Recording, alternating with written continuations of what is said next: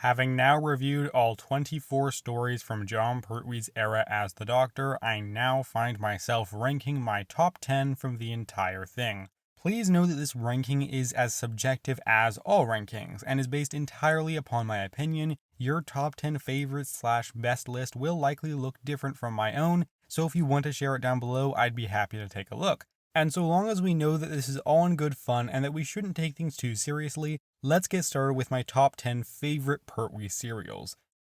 The Three Doctors does something that Doctor Who has never done before, and that is the obvious: give us multiple incarnations of the lead character on screen at the same time.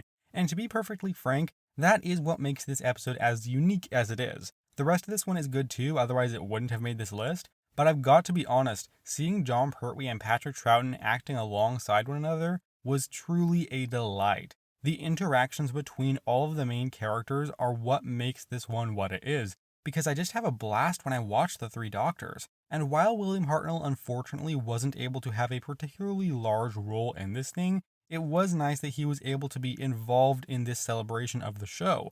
On top of all that, the story is quite engaging, albeit somewhat standard in places. I enjoyed the diversity in the usage of these locations, and Omega makes for a compelling and understandable villain. It's certainly not the best that the Third Doctor's era has to offer, but it's a really likable one that offers something just a little bit different to what I'm accustomed to from this show. Look, if this is a world of antimatter, how can it all exist? The phenomenon of singularity. Singularity? Well, look, you explain to him. You're far better at it than I am. Oh, no.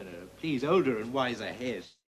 Carnival of Monsters has no big events happening within it, no incarnations of the Doctor returning to reprise their role. It's just a neat little 4-part serial that stands on its own as one of the best for the Doctor and Jo. The fact that this one does beat out the Three Doctors, which preceded it in the season, is a testament to just how much it manages to accomplish on its own. It's just the right length, it's paced really well, and utilizes a bunch of different and unique ideas rather expertly as our leads go from one location to the next.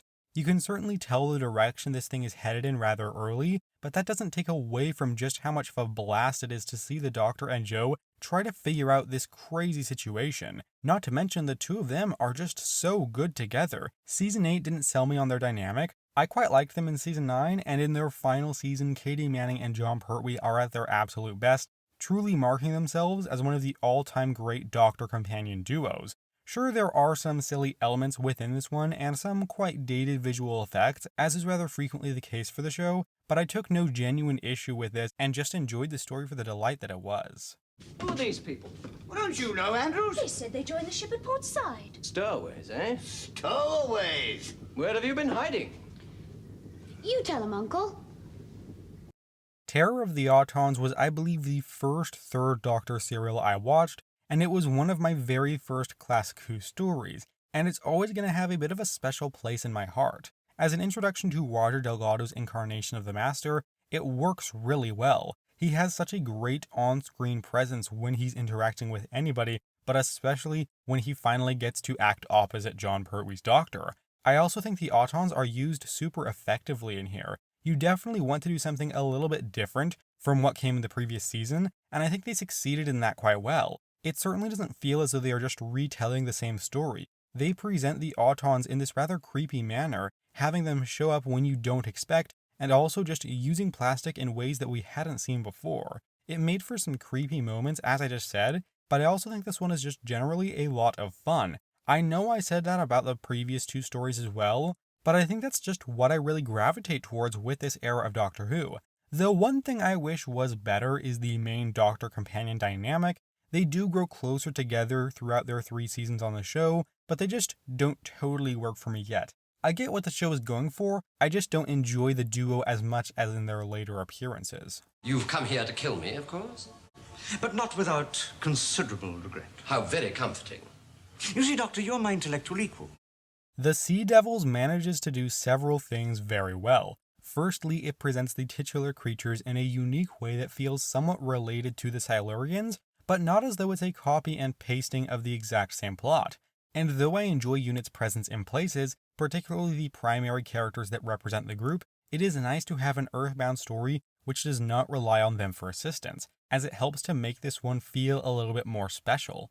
Of course, the leading dynamic is great as with all of Season 9, though I wish Joe had even more to do in here, but importantly, this is the first of 3 post-Season 8 appearances for Roger Delgado as the Master, and I thoroughly enjoyed his usage within here. I think it very successfully does enough things different from the previous Master, Silurian, and just other Pertwee stories to leave you with a uniquely enjoyable experience which fits perfectly within the era and stands as the absolute highlight from the entire 1972 season.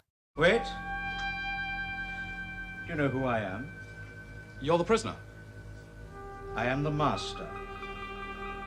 The Ambassadors of Death, while often overlooked in this season's run, does a really solid job at telling a story about the ways in which humans frequently exploit anything that can benefit them, which feels very fitting within the rest of Season 7's serials, and also Doctor Who. I like how this season, as with a lot of this era, feels like it has a fair amount to say, and with Season 7, it's almost like a running theme of the ways that humans exploit the world, other people, and just anything around. Of these 7-parters, this is probably the one where you can feel its runtime the most, which is why it doesn't make it even higher on this list, but despite having a little bit more padding than I felt was necessary, there's genuinely a lot to love in here, especially in the first 4 parts, but also in the final half. The uncertainty of the beginning works effectively as you, the audience, and our leads begin to slowly piece together what's actually going on. I consider this one to be a very compelling and somewhat overlooked serial that maybe doesn't nail everything quite as well as others from within its season, but still does a fine job at creating a thoroughly entertaining adventure, if not one that's completely refined. Since we didn't reply, the message would obviously be repeated. Now we've got to break down that code and answer them. Answer who? The man's a fool. How can I possibly tell who the message is from until I know what it says? Doctor Who and the Silurians had the difficult job of not only living up to a really good first serial, but also just sustaining the interest of its viewers across all 7 weeks that it ran. To me, that is what puts this one just above the previous entry on this list, because it more successfully is able to deliver an engaging story that doesn't feel like it wastes your time all that much. Does it need to be this long? Probably not. But the important thing is that with the runtime they had, the creatives behind this one put enough different and interesting ideas in it to sustain interest throughout the whole thing. The mystery at the beginning, the introduction of the Silurians and their motivations, as well as the different ways they interacted, is all very well executed. And there's a fair amount of dark stuff within this one. It's not the grimmest thing you've ever seen, but it goes to some places the show sometimes shies away from, and to very effective and potent ends. There's a lot to be appreciated about this whole thing, and I consider it to be the best second serial for any Doctor up to this point in the show. Hello? Are you a Silurian? Spearhead from Space does exactly what it needs to do, and does so incredibly effectively. This is a very well-paced serial. At 4 parts long, you don't get the sense that your time is being wasted at all, and it balances having a lot of fun with this introduction of Jon Pertwee's Doctor, alongside some more creepy elements with the Autons who work as surprisingly effective villains. There's some very memorable imagery with them which I quite liked, and I really do appreciate the way that this thing just moves forward and keeps progressing events. The new companion in Liz Shaw works rather well, and I like the dynamic that she has with this incarnation of the Doctor. Those two just work effectively for me. Jon Pertwee really nails the character right from the bat, doesn't he? It's such a charismatic and fun performance, and has this a little bit of post-regeneration craziness thrown in there for good measure. I firmly believe that Spearhead from Space did everything necessary in kicking off 70s Doctor Who with a bang, starting one of Pertwee's and the show's best seasons in a thoroughly captivating way.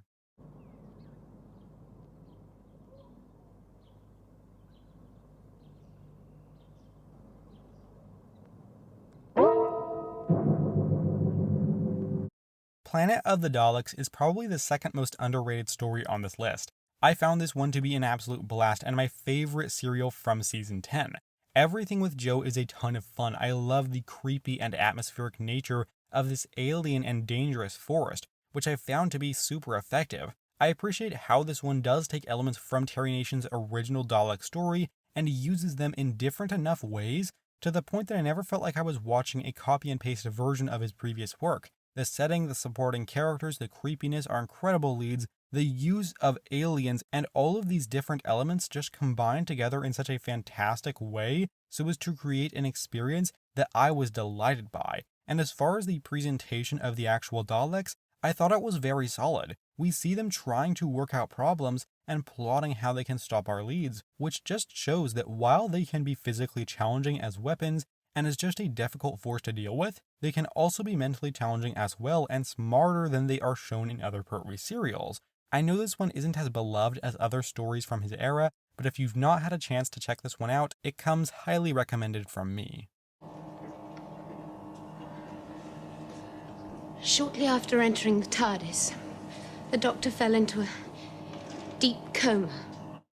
Inferno ended season 7 on an absolute high, providing for not just a great third Doctor story, but one of my favorite classic Who serials. With an enjoyable Doctor-companion dynamic and an intriguing premise, this one is able to keep the audience captivated right from the beginning. I won't give away the main premise of this serial, which is revealed after a couple of episodes, just in case you're not familiar with it, but the way that it plays with perspectives and reality is absolutely fascinating and beyond compelling to watch. The choice to present this one in this specific way enables the story to have higher stakes than normal, and story-wise, to make choices other Doctor Who serials could never get away with. The monsters of the serial and the pacing of it are probably the two things that hold it back the most from topping this list, but those are absolutely outweighed by the great elements within this one and just how much the story manages to do to make itself stand out from the rest of season 7. It's considered one of Pertwee's best for a reason, and if you've not seen it, why not give it a shot? Now give me that micro, sir. I tell it! Doctor! What on earth do you think you're doing? Venusian karate. Before we get to number 1, it's time for some honorable mentions. First, The Green Death was just a hair away from making this list, but at the end of the day, it's just not as consistently strong as the higher up stories from this season, and the villain isn't all that memorable. But other than that, this one is a lot of fun. It's a pretty standard affair for Unit, but one where a lot of elements came together to make this piece rather entertaining on the whole. It is of course elevated by the final part with the exit of Jo, which is a beautiful and tragic moment that I utterly adored. The Time Warrior does a very good job of kicking off season 11 of the show, and is by far the best serial from Pertwee's final stretch, which is the only season not to feature a story on this list. Sarah Jane proves to be a really enjoyable companion who I connected to right away, and her involvement within this helps to make it what it is. I also think it's nice to see a historical set story with Pertwee, as there weren't nearly enough of those, and Lynx makes for a solid villain too, proving to be a memorable and intriguing foe. Frontier in Space is simply loads of fun. You visit so many different areas of the Doctor Who universe, and I just have a blast seeing our main characters go to so many different locations. Is it a little longer than it needs to be? Sure, but despite the repeated jail scenes, most of which though are quite enjoyable, the story does actually do a number of different things, and I have a fun time watching it. The Daemons won't be a story that connects with everyone, and I am absolutely fine with that. To me, it stands as a wholly unique and utterly wonderful episode of Doctor Who. Right from the first part, this one feels stylistically different to everything else from not just Season 8, but the entirety of the show up to this point. The atmosphere, the presentation, the use of supernatural elements all worked together to create something that feels so fresh and magical. I also enjoyed Jo in this story, and while she doesn't have as great of chemistry with the Doctor as they'll come to find in their final 2 seasons together, they're really starting to connect, and I got a fair amount from the character as well as the Doctor. The Master as a priest in this story is everything you'd want.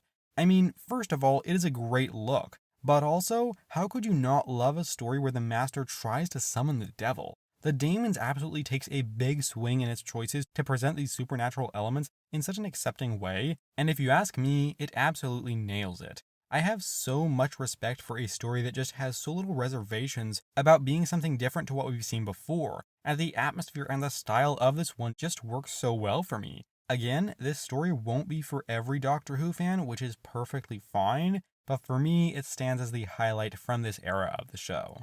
Be still and return to thy resting. Be at peace in thy sleeping.